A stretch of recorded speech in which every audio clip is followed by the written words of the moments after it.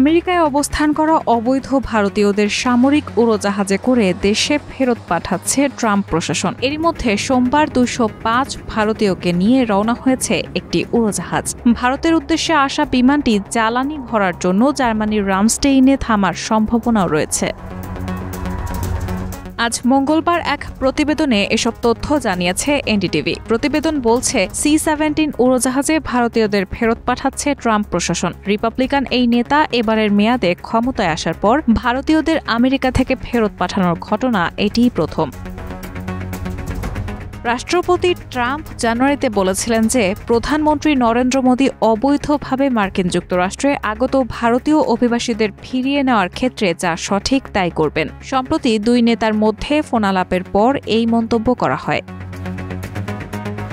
মার্কিন প্রশাসনের বরাতে বার্তা সংস্থা রয়টার্সের প্রতিবেদনে বলা হয়, মার্কিন সামরিক বাহিনীর সবচেয়ে দূরবর্তী গন্তব্য এই ভারত। এখানেই তাদের একটি ফ্লাইটে করে ফেরত পাঠানো হয়েছে অবৈধ ভারতীয়দের। শপথ নেওয়ার সঙ্গে সঙ্গে আমেরিকা মেক্সিকো সীমান্তে বাড়তি সেনা পাঠান ট্রাম্প। এবার সামরিক উড়োজাহাজ ব্যবহার করলেন অবৈধদের দেশ থেকে বের করার ক্ষেত্রে। এমনকি অভিবাসীদের অস্থায়ী বসবাসের জন্য সামরিক তাঁবুও বানানো হয়েছে। বার্তা সংস্থা রয়টার্সের একটি প্রতিবেদনে আরও বলা হয়েছে, অবৈধ অভিবাসীদের তাদের নিজ দেশে ফেরত পাঠানোর ক্ষেত্রে সামরিক উড়োজাহাজ ব্যবহার বেশ ব্যয়বহুল। গত সপ্তাহে একটি ফ্লাইটে প্রতিজনে খরচ হয়েছে প্রায় $5,000। ক্ষমতায় আসার পরপরই বিশেষ করে অভিবাসন নীতি কড়াকড়ি করার ক্ষেত্রে তিনি যুক্ত করেছেন সামরিক বাহিনীকে।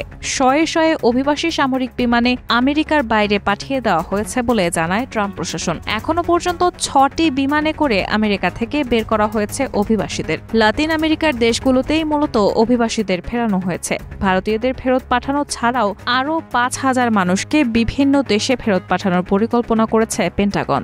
এরা এল পাসো, টেক্সাস, স্যান দিয়েগো ও ক্যালিফোর্নিয়ার অবৈধ অভিবাসী। এর আগে গুয়েতেমালা, পেরু ও হন্ডুরাসে সামরিক বিমানে করে পাঠানো হয়েছে অবৈধদের।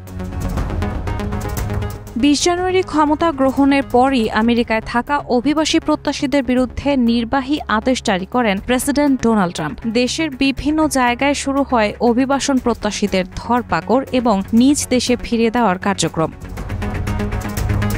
আমেরিকায় অন্তত 1,10,00,000 থেকে 1,15,00,000 অভিবাসন প্রত্যাশী রয়েছে।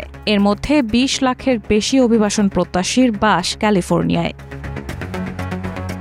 রায়হানা মুন, প্রবাস খবর।